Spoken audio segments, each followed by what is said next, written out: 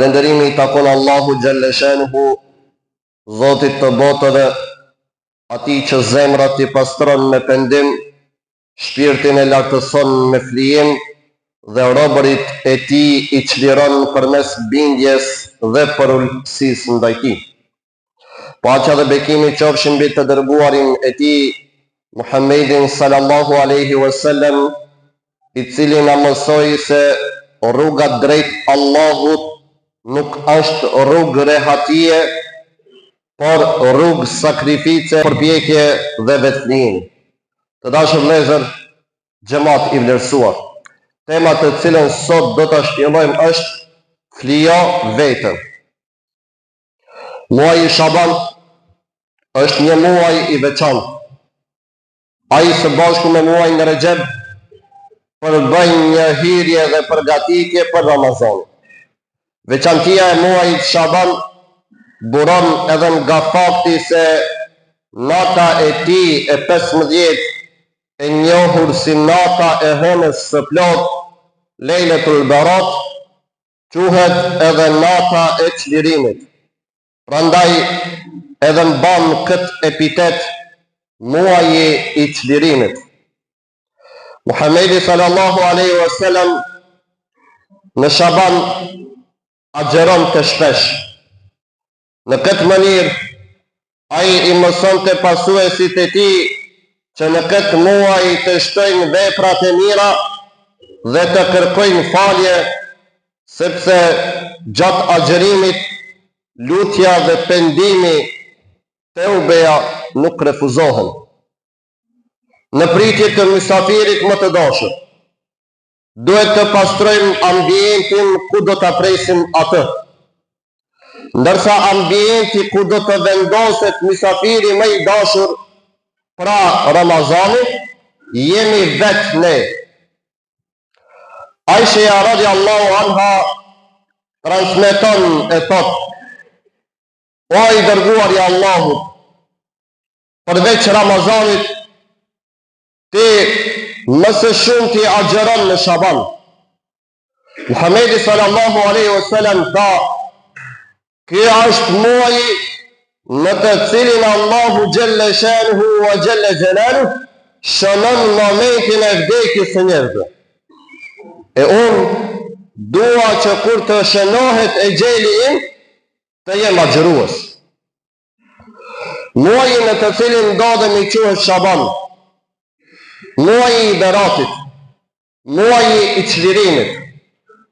Në këtë muaj Muhamedi sallallahu alaihi wasallam ka thënë: Allahu ua fal të gjithëve përveç atij që bën magji, alkoolistit, imoralit, atij që është i padëgjueshëm ndaj prindërve dhe atij që ushqen urrëtitjen ndaj të afërmit të tij. Allahu xhalla shanuhu wa xhalla jalaluhu i nxit njerëzit të kërkojnë falje dhe na tregon në shpallje se edhe krijesat të tjera të tij kërkojnë falje për njeriu. Allahu xhalla shanuhu wa xhalla jalaluhu thotë: melekët që e mbajnë arshin e Allahut dhe ata që janë rreth tij e madhrojnë dhe e lavdrojnë Zotin e tyre. Besojnë në të dhe luten për faljen e besimtarëve. Zoti im, ti me mëshirë dhe dituri përfshin çdo gjë. Andaj fal ata që janë penduar dhe që ndjekin rrugën tënde. Në Sahihun e Buhariut nga Omeri radiallahu anhu transmetohet, tha Muhamedi sallallahu alaihi wasallam: pa një grua që e shtërëngonte familjen e saj në gjokë. U tha shokëve: a mendoni se kjo grua do ta hedhte familjen e saj në zjarr? Jo, ta u përgjigjen ata. Atëherë Muhamedi sallallahu alaihi wasallam tha: pasha Allahun, Allahu xhalla shanuhu është më i mëshirshëm ndaj robërve të tij se sa nëna ndaj familjes së saj. Po kush janë robërit e Allahut xhalla shanuhu që do ta meritojnë këtë mëshirë? Kush janë ata njerëz ndaj të cilëve Allahu do të tregojë mëshirë më të madhe se nëna ndaj familjes së tij.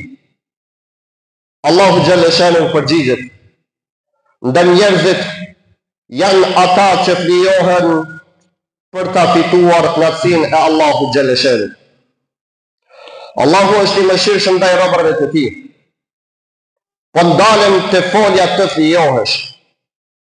Ndë njerëz ka prej atyre që flijohen për ta fituar mëshirën e Allahu xhalla shanuhu wa xhalla xhelal. Ata që flijohen dhe falin 5 namazet ditore. Ata që flijohen dhe agjerojnë. Ata që nga pasuria e tyre shpenzojnë për të mirën e përgjithshme. Ata që e kryen haxhin. Ata që flijohen dhe largohen nga ajo që Allahu e ka ndaluar. Ata që jetën e tyre e harmonizojnë me rregullat e Allahut. Ata që për hir të Allahut kërkojnë dituri. Ata që me duart e tyre punojnë dhe fitojnë për ta ushqyer familjen. Ata që flijohen dhe janë të gatshëm të falin vallall besimtar për hir të së mirës së përgjithshme dhe fuqisë që buron nga xhamati. Të dashur vëllezër, ne ndodhemi në gjysmën e parë të muajit Shaban. Muhamedi sallallahu alaihi wasallam posaçërisht këtë gjysmën e parë e agjeronte dhe i nxitte pasuesit e tij që në të kërkojnë falje nga Allahu, sepse ndodhemi në muajin e çlirimit. Allahu xhalla shanuhu wa xhalla xhelaluhu dhe melekët që mbajnë arshin e tij dhe ata që janë rreth tij i lutën Allahu xhalla shanuhu që atij që pendohet sinqerisht t'i ia falë mëkatet, ta shpërblejë me xhennet dhe t'i adhurojë të gjitha begatit që ai u ka përgatitur robërve të tij. Muhamedi sallallahu alaihi wasallam na tregon se Allahu xhalla shanuhu mëshirën e tij të përgjithshme e ka ndarë në 100 pjesë. Një pjesë e ka zbritur në tokë. Nga ajo një pjesë buron e gjithë mëshira në këtë botë. Brenda këtij 1% është edhe mëshira e nënës ndaj familjes së saj. Ndërsa 99 pjesë të tjera Allahu xhalla shanuhu i ka rezervuar për ahiretin. Për ka? Për robrit e tij. E kush janë robrit e të gjithë mëshirshmit? Janë ata që flijohen për ta fituar mëshirën e Zotit. Pa flijim nuk ka sukses. Nëse dëshiron të bëhesh mjek, duhet të flijohesh. Nuk mund të rish gjithë ditën me shoqërinë në semafor, para dyqarit të fshatit, rrugëve të fshatit, para dyerve të shtëpive të huaja. Detira jote është të mësosh, jo të rish rrugëve. Çfarëdo që dëshiron të arrish në jetë, duhet të jesh i gatshëm për flijim. A ka ndokush mes nesh që nuk e dëshiron xhenetin? Nëse dëshirojmë të arrijmë atje, atëherë flijo gjumin dhe ngrihu për sabah. Flijo veten dhe falu. Flijo veten dhe sundon mbi pasionet e tua. Mbaje pasurinë në dorë e jo në zemër dhe shpërndaje. Largohu nga e ndaluara dhe do të jesh njeriu më i devotshëm. Po presim mysafirin më të zgjedhur, pra Ramazanin. Le ta pastrojmë ambientin në të cilin do ta presim atë. E ambienti ku ai do të vendoset jemi vetë ne. O Zoti i lartësuar, na bëj të gatshëm për pendim dhe bëje atë të sinqert që të na i falësh mëkatet tona.